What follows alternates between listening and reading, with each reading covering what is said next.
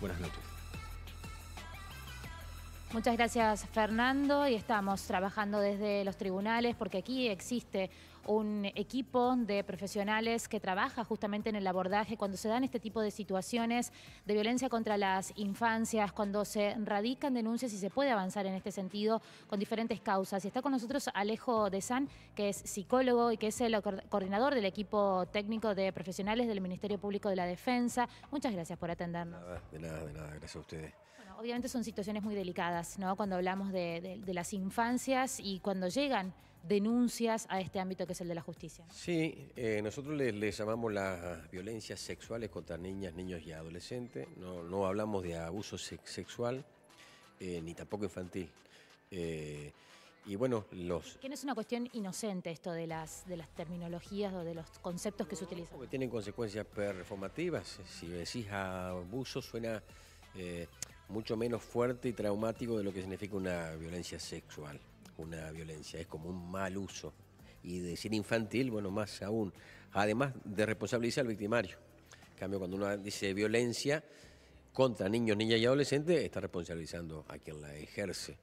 Pero bueno, más allá de la terminología, nosotros trabajamos, tenemos equipos en toda la provincia que toman las declaraciones se llaman las declaraciones testimoniales de abuso sexual, y hace pericias también. Las denuncias han aumentado exponencialmente en estos últimos años, se ha visibilizado muchísimo más. De todos modos sigue siendo muy duro, muy difícil generar las condiciones para que un niño pueda hablar. En los dispositivos tratamos todo lo posible que sea así, pero bueno, los dispositivos jurídicos tienen, como ya lo sabrán, de toda una cuestión de derechos a defensa, de derechos de la doble protección de la infancia, pero también los de derechos de los supuestos, digamos, que son acusados. Los protocolos que hay que respetar. Los protocolos que hay que respetar, lo cual hace muy difícil generar un dispositivo de escucha lo más libremente posible para el niño. Es la apuesta que hacemos permanentemente, sin cercenar los derechos de los imputados, pero que no se cercene la palabra de los niños donde sea y cuando sea. Bueno, acá trabajamos bastante esto con los fiscales, con los defensores, y si bien se ha avanzado mucho en términos jurídicos, esto de la escucha, sigue habiendo muchas dificultades en términos proteccionales. Es decir, ¿quién protege luego? ¿Quién acompaña antes? ¿Quién acompaña después? ¿Cómo hace un niño para no retractarse si no se trabajó en el ámbito familiar, para no denunciar y después decir que no? O sea que lo jurídico no resuelve todo. Si comunitariamente no se establece una sanción comunitaria, un trabajo sobre las familias donde se produce el incesto, es muy difícil que se avance en lo jurídico. En algunos casos estoy hablando, ¿no? Claro, porque estás hablando de una cuestión muy específica que tiene que ver con la violencia sexual en el ámbito intrafamiliar, que no es el único, pero es la mayoría, eso seguro. Que la estructura del abuso sexual contra la infancia en general es lo mismo que la estructura del incesto, porque en general siempre es un adulto protector quien abusa, o sea, a quien la niña o el niño tiene que apelar para denunciar es la misma persona que lo debe proteger, con lo cual está en una encerrona trágica, como decimos. Y en ese contexto también remarcabas que aumentaron la cantidad de denuncias, lo que no significa que hayan aumentado la cantidad de casos necesariamente. ¿Y qué es lo que permite que haya más denuncias? No, obviamente que se ha difundido mucho más hay mucho más protocolos, se trabaja mucho más en las escuelas. Después la ESI, por ejemplo, ha sido clave y fundamental. Pero hay una estadística que dice una de cada 5 niñas y 1 de cada 13 varones son abusados o son violentados sexualmente. Yo creo que se queda corta esa estadística, sobre todo en los varones, que es más difícil la denuncia. Pero esa es la estadística para que te des una idea de lo que es tremendo. Lo que ha aumentado es más la posibilidad de que puedan hablar, pero generalmente en los ámbitos extrafamiliares, en la escuela y con la ESI.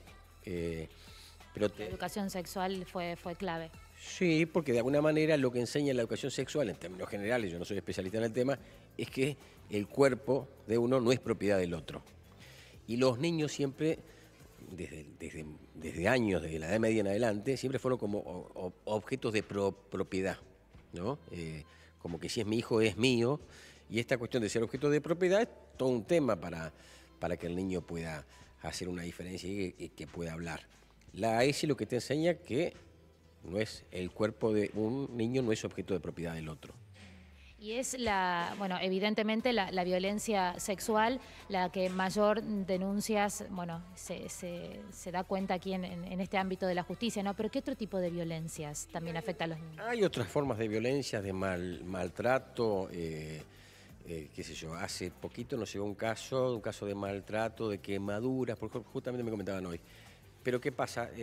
En las denuncias dice que fue el padre, después dice que fue el hermano, dice que después fue el tío.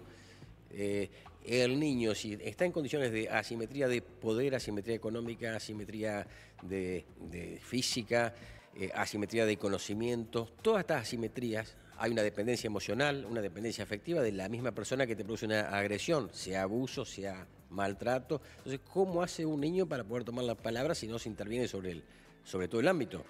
Si vos intervenís solo sobre el niño, si lo citás para que venga a hablar acá.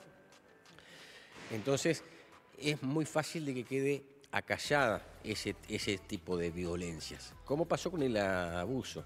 Si bien el maltrato físico es mucho más detectable que el abuso sexual, es detectable en los ámbitos educativos, la negligencia, el abandono, no solamente una fractura o cuestiones así. Por último, es interesante y es importante conocer que hay un trabajo interdisciplinario también desde el ámbito de la justicia para abordar cada una de estas problemáticas por lo que significa, ¿no? Y por quién es la víctima. Sí, en los juzgados de familia que se abordan todos estos otros casos y nosotros desde el Ministerio en la llamada Cámara GESEL o entrevistas videograbadas, los casos vinculados a las violencias sexuales. Pero sí se abordan estos casos en los diferentes ámbitos, en familia, en los juegos de familia y nosotros lo específico del abuso sexual. Agrego una más entonces, ¿cuál es la gran cuenta pendiente?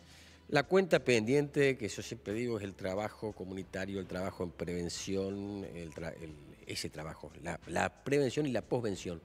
Esa es la cuenta siempre pendiente, a pesar que se crean centros, faltan centros de atención a la víctima, lugares de atención, hasta incluso psicológicas.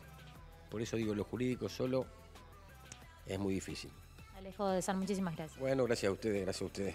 La palabra del coordinador del equipo técnico, ¿no? El coordinador técnico de este equipo de profesionales que forman parte también de la justicia aquí en Entre Ríos y que aborda fundamentalmente estas problemáticas de violencia contra los niños, niñas y adolescentes y en particular, como lo decía, la violencia sexual contra ellos. Importante aporte, gracias Evangelina. Hasta luego. Hasta luego.